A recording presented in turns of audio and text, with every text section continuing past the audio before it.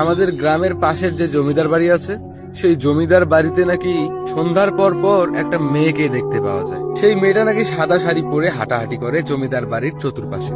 ছোটবেলা থেকে শুনেছিলাম যে জমিদার বাড়িতে নাকি ভূত থাকে, ছোটতে বিশ্বাসও করেছিলাম। তারপর তো আর গ্রামে থাকা হয়নি, চলে গেছিলাম বাইরে। 18 বছর পর গ্রামে আসলাম। তো এত বছর পর গ্রামে এসেও না মাঝে মাঝে বাচ্চাদের মুখে এইসব শুনতে পাওয়া যায় যে জমিদার বাড়িতে নাকি ভূত দেখতে পাওয়া যায়। তো বিকেল বেলা চা নাস্তা খেতে বসলাম। হ্যাঁ, তখন মা বলল, তোর বাবা ওই যে সকালে গেছে জমিদার বাড়ির পাশে যে নদীটা, ওখানে মাছ ধরতে, এখনো আসার খোঁজ খবর নাই। 6টা বাজতে শুরু করলো। ওখানে নাকি আবার 7টার পরে ভূত দেখতে পাওয়া যায়। কোন নাকি মেয়ে বলে হাঁটাহাঁটি করে। মানুষ তো সন্ধ্যার পর আর ওখানে চাপেই না। তোর বাবার এখনো আসার খোঁজ খবর নাই। এরপর আমি বললাম যে আরে মা, টেনশন নিও না, ওসব ভূত টুত বলতে কোনো কিছু হয় না, ঠিক আছে, আমি দেখতেছি, আমি ওইদিকে যাবো একটু হাঁটার জন্য। তখন মা বললো, না খবরদার ওইদিকে যাবি না, আমি তোর চাচাকে খবর দিচ্ছি, উনি গিয়ে তোর বাবাকে ডেকে নিয়ে আসতেছে, তোর ওইদিকে যাওয়ার কোনো প্রয়োজন নাই। আমি বললাম আরে অনেকদিন পর গ্রামে আসলাম, একটু ঘোরাঘুরি করি, ভালো লাগবে। ঘনিয়ে সন্ধ্যা নেমে এলো, হাতের মধ্যে লাইটটা নিলাম। লাইটটা নিয়ে মনের মধ্যে একটা কৌতূহল সৃষ্টি হলো যে আজকে আমি ভূত দেখবো। এটা কি আসলেই ভূত নাকি মানুষের কোনো চাল? আর মনের মধ্যে শুধু এরকম কৌতূহল হতে লাগলো, ঠিক আছে। তো তারপরে আমি লাইটটা নিয়ে মাকে না বলেই বেরিয়ে পড়লাম। আসলে বড় তো হইছি, এখন কি আগের মতো বাচ্চা আছি যে ভূত দেখে দৌড় মারবো? ভূতের সাথে কথা বলতে হবে যে ভূত তুমি কি চাও, তুমি এখানে ঘোরাঘুরি কেন করো? আসলে ভূত টুত বলতে কিছু হয় না, এগুলা ছোটতে যা মানুষ ভয় দেখাচ্ছিল সেটাই। কিন্তু আসলেই এখন ভূত টুতে এসবে বিশ্বাস হয় না, কোনোদিন কোনো কিছু দেখিও নাই। লাইট নিয়ে যাচ্ছিলাম, কিছু দূর যাওয়ার পরে রাস্তায় বাবার সাথে দেখা। বাবা বললো, কোথায় যাচ্ছিস? ওইদিকে যাওয়ার কি দরকার, এই রাস্তা ধরে এই সন্ধ্যার পরে কেউ থাকে না, তুই এইদিকে না এসে ওইদিকে চলে যা। তোর চাচা আমাকে খবর দিছে, আমি এই মাত্র আসতেছি। আরে একটা মাছও পড়ে নাই জানিস, এই শুধু 2টা বাটা মাছ পাইছি আর এই যে একটা সিলভার কাপ, এইটা নিয়ে যাচ্ছি বাসায়। অনেকদিন বাইরে ছিলি, আজকে বাসায় একটু শান্তি করে ভালো মতো খাবি, তাড়াতাড়ি বাসায় আয়। আমি বললাম, আরে বাবা, আমি ওইদিকে যাবো না, এই এমনি একটু আশেপাশে ঘোরাঘুরি করে বাসায় যাচ্ছি, তুমি বাসায় যাও, চিন্তা করিও না। তারপরে আমি বাবাকে ওখান থেকে পাঠিয়ে দিলাম, বাবা চলে গেল। হাতে লাইটটা নিয়ে একটু আগাতে শুরু করলাম। কিছু দূর গিয়ে দেখতে পেলাম মানে পরিত্যক্ত একটা বাড়ি, অনেক পুরানা, ঠিক আছে। সবাই জমিদার বাড়ি নামেই চেনে, আবার অনেকেই বলে রাজবাড়ি, আবার অনেকেই বলে ভুতুরে বাড়ি। তখন বাজতেছিল সন্ধ্যা 7টা, আশেপাশে কোনো মানুষ নাই, এবং কি আমি নিজেই লাইট নিয়ে ঘোরাঘুরি করতেছিলাম। সো কোনো কিছু চোখের মধ্যে পড়লো না। এরপরে আমি এক জায়গার মধ্যে বসে পড়লাম। এক জায়গায় বসে সিগারেট ছিল পকেটে, সিগারেট লাগালাম, ফোনের মধ্যে একটা গান ছেড়ে দিলাম, গান শুনতেছিলাম আর সিগারেট খাচ্ছিলাম। কিছু পুরনো স্মৃতি ভাবছিলাম যে কিনা ছোটবেলায় আমরা কি ভয় পেতাম এই জায়গাটায়, মানে দৌড়াদৌড়ি করতে আসতাম, কেউ একজন ভয় দেখাতো, আবার খুব দৌড় দিয়ে বাসায় চলে যেতাম, মানে এতটা ভয় পেতাম এইসব ভুট্টুতে।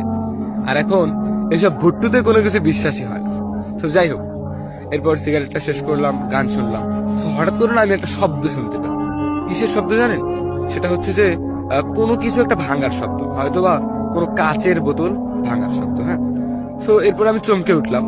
চমকে উঠে ভাবলাম যে এটা কি আমার মনের ভুল, নাকি আসলেই কোনো কিছু ভাঙার শব্দ হয়েছে বা কেউ কোনো কিছু ভাঙছে। তখনও আমার ভুট্টুতে এসব বিশ্বাস হচ্ছিল না যে আসলে ভুট্টুত বলতে কোনো কিছুই নেই।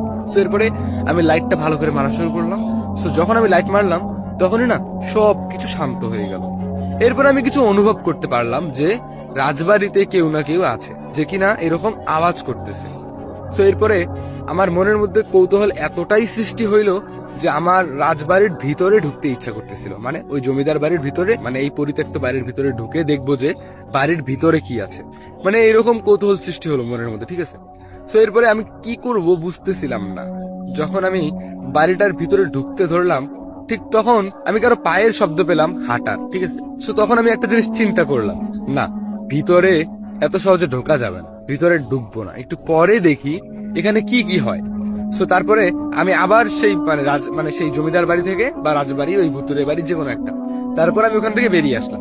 বেরিয়ে তার সামনে একটা বড় গাছ ছিল, আর তার গাছের যে ডালগুলো আছে না, বড় বড় ডাল, সেই ডাল একটা হেলানো ছিল, মানে ডালের উপর বসা যাইতো। ছোটবেলায় মানে ওই ডাল থেকে মানে নদীতে ঝাঁপ দিতাম, ঠিক আছে, অনেক গোসল করেছিলাম নদীতে। তো মানে গাছটা অনেক পুরানা। তারপর আমি সেই গাছের ডালে গিয়ে বসলাম, চুপচাপ আছি যে আজকে দেখবো কি হয়। বাসা থেকেও মা কল দিচ্ছে বারবার, ঠিক আছে। তো তারপরে ফোনও রিসিভ করতেছিলাম না, ফোন সাইলেন্ট করে পকেটের মধ্যে রেখে দিলাম। এরপর রাতের আধারে আমার চোখে ছিল চশমা, মানে আমার চোখে একটু প্রবলেম ছিল। তারপর চশমাটা খুলে একটু মোছা শুরু করলাম। ঠিক সেই সময় দেখতে পারলাম ঝাপসা ঝাপসা চোখে যে কেউ একজন হেঁটে আসতেছে আমার দিকে। ও সাদা শাড়ি পরানো, এরকম কিছু, ঠিক আছে, কেউ একজন আমার দিকে হেঁটে আসতেছে। সো এরপরে আমি তাড়াতাড়ি চশমাটা চোখে দিলাম, চোখে দিয়ে লাইটটা মারলাম। লাইটটা মেরে দেখতে পারলাম যে কোনো একটা মেয়ে হেঁটে আসতেছে আমার দিকে।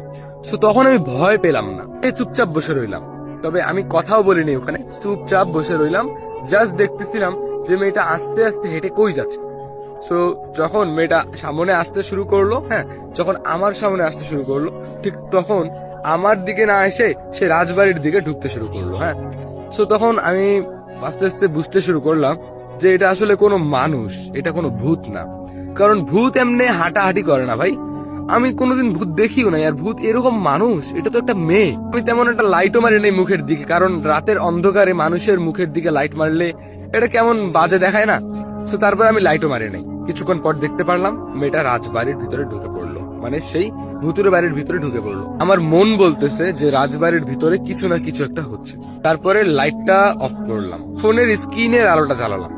আস্তে আস্তে হালকা হালকা আলোয় আমি আমি ধীরে ধীরে পা ফেলিয়ে ফেলিয়ে চলে গেলাম রাজবাড়ির ভিতরে। পুরো বাড়িটা একদম ঘুটঘুটে অন্ধকার। আর যে মেয়েটা এখানে ঢুকলো সেই মেয়েটাকেও দেখতে পাচ্ছিলাম না। তারপরে দেখতে পারলাম যে ডান পাশ দিয়ে একটা সিঁড়ি উঠে গেছে। সেই সিঁড়ির দিকে তাকিয়ে দেখতে পারলাম মেয়েটা উপরে উঠতেছে, তা আবার ধীরে ধীরে উপরে উঠতেছে, কোনো দিকেই তাকাচ্ছে না। আমিও মেয়েটার পিছন পিছন উঠতে শুরু করলাম। মেয়েটার থেকে আমার দূরত্ব প্রায় 20-30 হাত হবে এরকম। আর সেই রাজবাড়িটার সিঁড়ি, মানে ওই যে উপরে উঠার যে সিঁড়ি আছে না, সেই সিঁড়িগুলো গোল গোল, ঠিক আছে, মানে অল্প একটু জায়গা যাইতেই অনেক দূর হাঁটতে হয়। মানে আমি আপনাদেরকে বুঝাতে পারছি হয়তোবা। তারপরে কি হলো জানেন, আমি মেয়েটার পিছন পিছন হাঁটতে শুরু